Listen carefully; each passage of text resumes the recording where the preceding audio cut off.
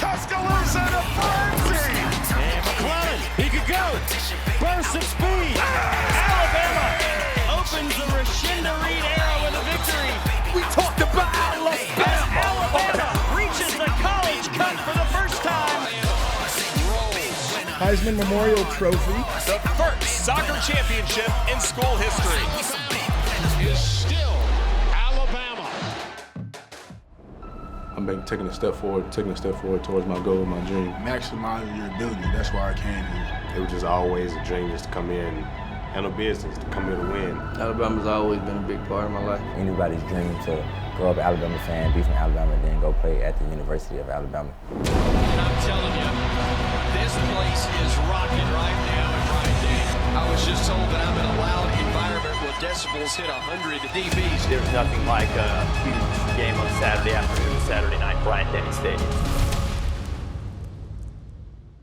We've seen the return of Alabama soccer and volleyball, and now it is football's turn. That's right. Hey, they got off to a really, really hot start, but I'm going to be honest with you, Roger. I am absolutely pumped for the Blue Raiders to be coming into town. Yes, on Saturday evening, we'll have that game inside Bryant-Denny Stadium. It's game week for football here at the University of Alabama, and Kenzie, you know I'm ready for it. You're ready for it. I'm ready for it. Roger, I think the entire city of Tuscaloosa is ready for it. There's great energy in the air, and that's how you know it's football season. Absolutely. I'm Roger Hoover, joined by my co-host Kenzie Hughes, and thank you for joining us for another episode of TideTV This Week. Roger, like we said, fall camp is over and we're getting into game week. The Tide started preparations for this week's game against Middle Tennessee on Monday, and it's been hot all summer, Roger, but you can feel the heat turning up, baby, just a little bit more as we inch closer to game day on Saturday.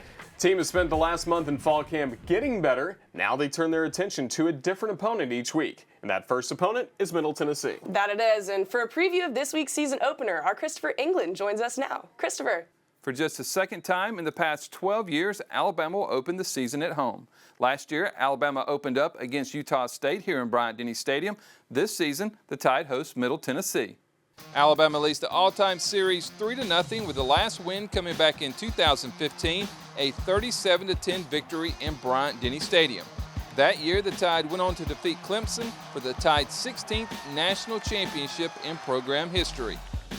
Rick Stockstill, a quarterback under Bobby Bowden at Florida State, leads the Blue Raiders program. Stockstill enters his 18th year as he's been the head coach at Middle Tennessee since 2006. Last season, Middle Tennessee had one of the best seasons in program history. The Blue Raiders finished 8-5 with the program's first ever top 25 win, a 45-31 victory over the 25th ranked Miami Hurricanes in Miami. Middle Tennessee finished the season off with a 25-23 win over San Diego State in the Hawaii Bowl. Rick Stockstill's been there for a long time. He's done a really good job. They got a great offensive scheme in terms of how they do things and problems that they create. So it's going to be challenging from our players from that standpoint. Middle Tennessee likes to throw the ball a lot as they run an air raid style of offense led by quarterback Nick Vattiato. Vattiato was voted to the Conference USA All-Freshman team and was named the Bahamas Bowl Offensive MVP in 2021. He played in 2 games last season, getting the start and the win over Charlotte. The top 3 receivers from last season are gone, with DJ England Chisholm being Vattiato's top returning target. He's a deep threat receiver who finished with 366 yards and 4 touchdowns, averaging over 15 yards per reception. On the ground, the Blue Raiders returned their leading rusher from last season, Frank Peasant. Peasant finished with 774 rushing yards with 9 touchdowns, while also adding 28 receptions for 286 yards and a pair of scores. On defense, the Blue Raiders lost a couple of their big stars from last season, but returned their leading tackler in safety Trey Fluellen. They play really well. They get a lot of turnovers, but they create a lot of pressure. They're a pressure defense, and they put a lot of pressure on their secondary. And their corners have played very well, whether they play off or man-to-man and press. Their safeties are very aggressive and make a lot of plays. Despite allowing almost 28 points per game and 409 yards per game to opponents last season, Middle Tennessee finished second in the nation in turnovers gained with 30, while also finishing second in the nation in interceptions with 20. For the Tide, it's less about the opponent and more about themselves, trying to figure out what this team is going to be. This is a challenging team for us to play, but again, You know, we're concerned about how do we establish an identity for our team in terms of how we compete and how we play, regardless of, you know, who we might play. As far as who will get the start at quarterback for the Crimson Tide? Regardless of what happens in this game, it's the same thing that I told you guys before. Just because whoever starts in the first game, that doesn't mean that you don't have to continue to compete and play throughout the season, because the competition doesn't end with the first game at any position. The weather should be great to kick off the season in Bryant-Denny on Saturday. The high is forecasted to be 83 degrees on Saturday with a less than 20% chance of rain. Kickoff is scheduled for 6:30 on the SEC Network. Stay with us. We'll have more Tide TV this week coming up next.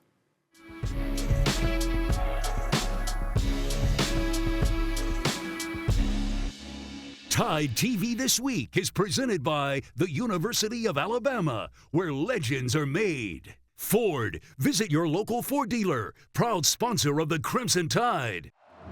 Your favorite atmosphere in college football? To me, obviously, there's nothing like a huge game on Saturday afternoon, Saturday night, Bryant-Denny Stadium. The chase is on, and it will be won by Julio Jones. It is perfect football weather in Tuscaloosa. This will be a 100-yard scoop and score. I'm telling you, this place is rocking right now in Bryant-Denny. If you're looking to visit this stadium. They got it figured out here. We are talking about Nick Saban, the greatest coach in the history of college football. They're going to be an angry team this year, is my belief.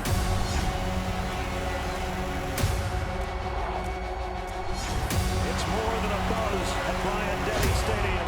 It's electric. Here comes the Tide.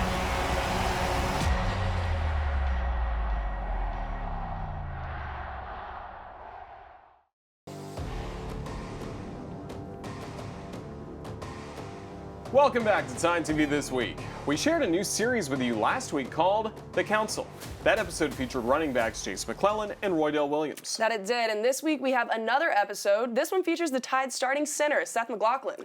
To watch the full episodes and the entire series, go to the University of Alabama Athletics official social media channels or rolltide.com/The Council. Till you get a chance to do that, we'll give you a preview of episode 3. It's brought to you by Poetry Finance.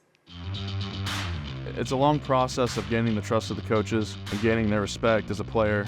You have to be willing to work hard. You have to be willing to be coachable. You're constantly being evaluated from the day you walk in here.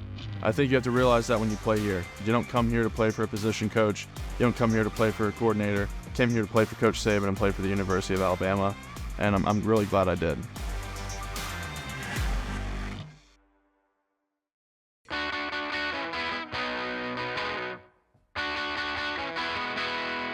So originally I grew up in Knoxville, Tennessee, moved to Georgia during high school. Playing for Buford it meant the world to me. Typical small town Friday night football town. I think it really gave me an opportunity to get recruited. It gave me my pick of schools, and I chose the University of Alabama because I thought that's what was going to be best for me in my career and developing me on the field.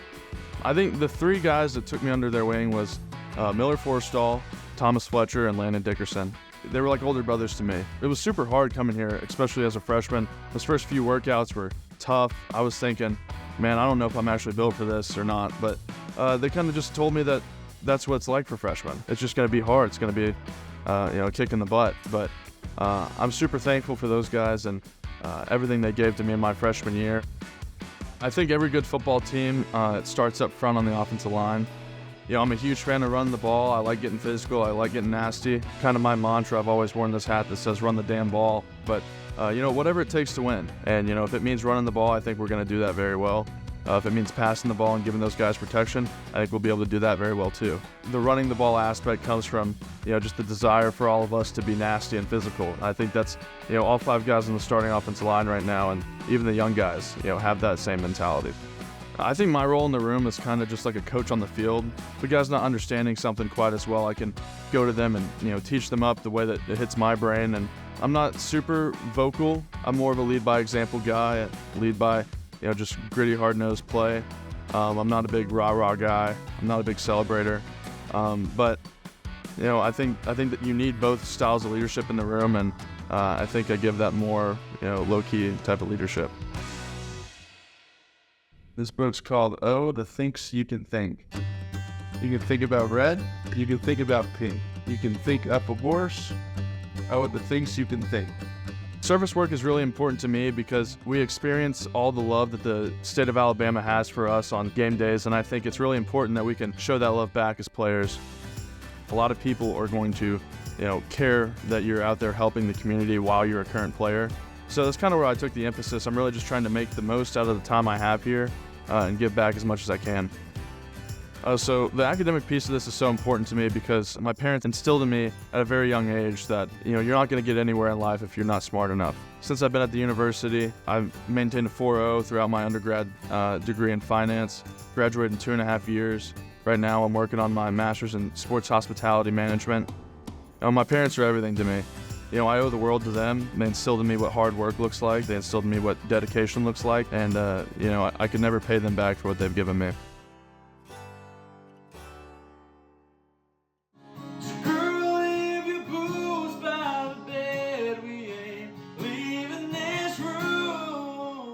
I love writing music and playing guitar. I think of myself as a really solid campfire guitarist. I can play all the chords that you need me to. It's kind of just my downtime, and that's just where I go when I just want to relax and hang out and just be myself. Playing for Coach Saban has been a huge blessing to me. He is the consistent, stable rock in this organization. I couldn't have put any more trust in anybody else than I did with Coach Saban. When you come to the University of Alabama, I think you just have to be prepared to give it your all and put your best foot forward. I try to put myself in the best position possible as I can to represent this program on the field and then with the community service off the field. It says a lot of how much emphasis we put on academics here and community service, and that's part of the reason I love this program.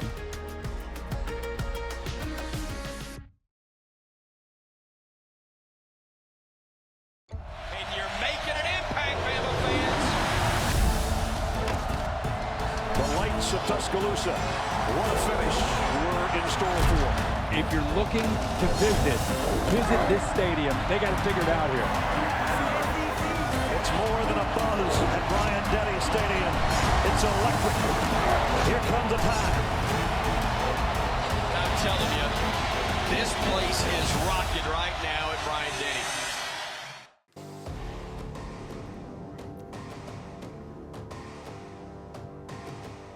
Welcome back to Tide TV This Week. So we've been previewing the upcoming football season for the Crimson Tide, but another season's about to be underway, and that's the National Football League. I love it. The NFL season starts next Thursday night, and there are a lot of former Crimson Tide players looking to make an impact on their teams this year. Two of those were the first offensive and defensive players selected in this year's NFL draft, and Bryce Young and Will Anderson Jr. Speaking of those guys, let's hear from both Bryce and Will as they get ready to embark on their NFL careers.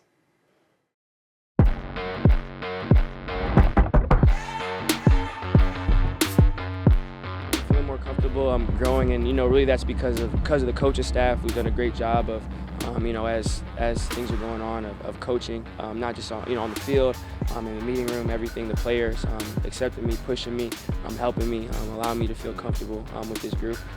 So because of that, I definitely feel like I've grown. I think it's all just about the mentality, the mindset that you have. You know what I'm saying? Just where I came from, the school I came from. Just growing up and then coming here with Coach Ryan, like I said, we kind of have the same mentality. And then come to training camp and we just take it one day at a time and have fun and play football. But it's been really fun. For us, Will, what he's done well, it's this relentless mindset of how he attacks each day. He comes out with a relentless motor. He plays with a physical mindset every play. And everybody around, they can just look at Will and see how we need to practice. Right? What does it look like if you want to be a great player? You have to work that way. So it all starts with the work ethic, and he's there. Right? That's what we want. He exemplifies exactly what I want in that type of player. For me, it's easy. Like kind of like my last year of college, I was just trying to get my mind right for this. So now the routine is kind of easy. I have my routine in the morning, and I don't have to worry about school, no work, anything like that. So I can really just plan my day around my nutrition, which is helping me, weight room, recovery, and film study. So it's been a really easy adjustment so far. I want to play my best for the system. I want to do everything I can to, I'm embracing the system, learning it, and I think what's the signature for me is whatever the coaches draw up. It's that learning process of feeling out how routes are supposed to be, how things are supposed to be read. Understanding, learning the system, and I'm watching film, seeing how things operate, learning so much from the coaches. So for me, I want to do everything that they ask of me, and really I want to focus on I want my signature to be executing the play, whatever the coaches call.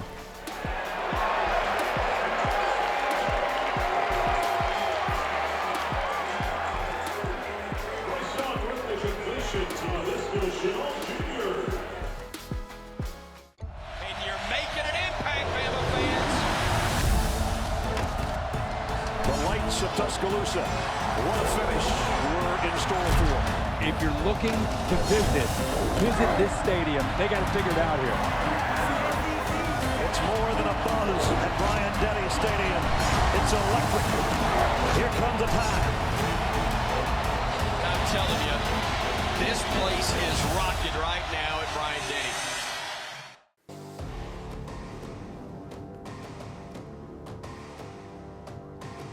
Welcome back to Tide TV This Week.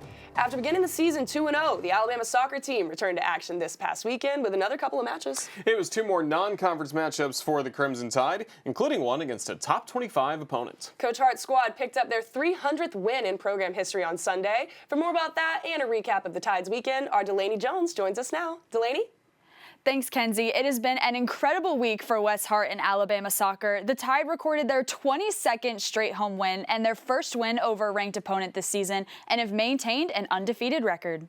Alabama was on the road in Nashville on Thursday, taking on Lipscomb, and sophomore transfer Isabel Smith put points on the board first.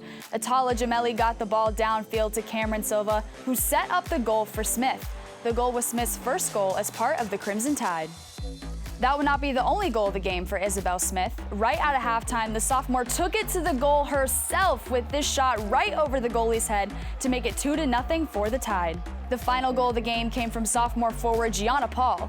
Paul dribbled past 2 defenders to find the gap, then took her shot from distance right into the bottom corner of the net. Alabama left Nashville with the 3-1 victory. The Tide was back at home on Sunday, taking on the 17th ranked Memphis Tigers. 23 minutes into the game, Felicia Knox passed it to Gianna Paul, who slipped through 3 defenders and shot a dart to the bottom corner of the goal, making it 1-0 Alabama.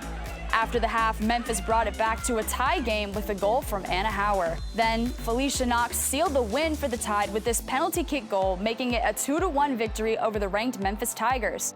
The win over Memphis on Sunday was the 300th program win for Alabama soccer. Congratulations to Wes Hart and his team on making program history yet again.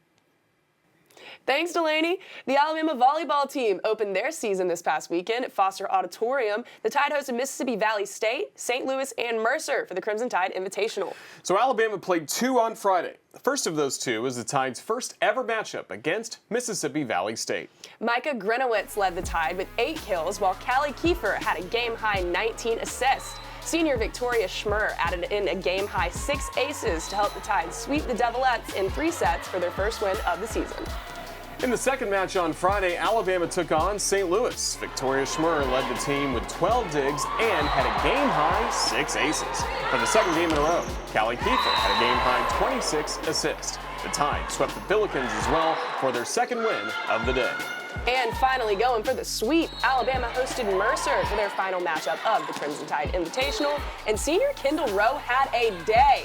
Rowe had game highs with 14 kills and 3 aces, while tying for a game high with 14 digs. Freshman Callie Kiefer once again led everyone in assists with 34. It was a closer matchup in Game 3, but just like in the first 2, the Tide prevailed with a 3-set sweep for the win.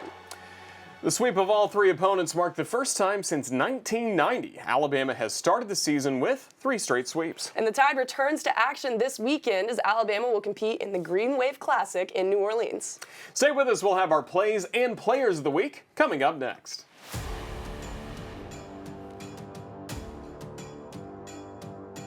Tide TV This Week is presented by the University of Alabama, where legends are made. Ford, visit your local Ford dealer, proud sponsor of the Crimson Tide.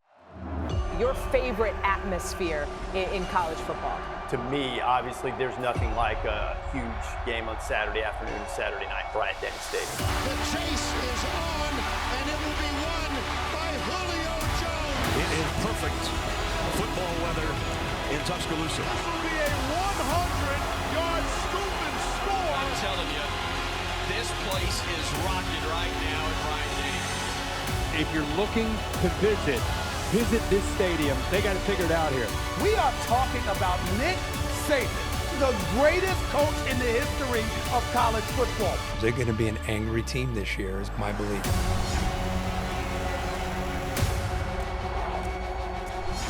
It's more than a buzz at Bryant-Denny Stadium. It's electric. Here comes the Tide.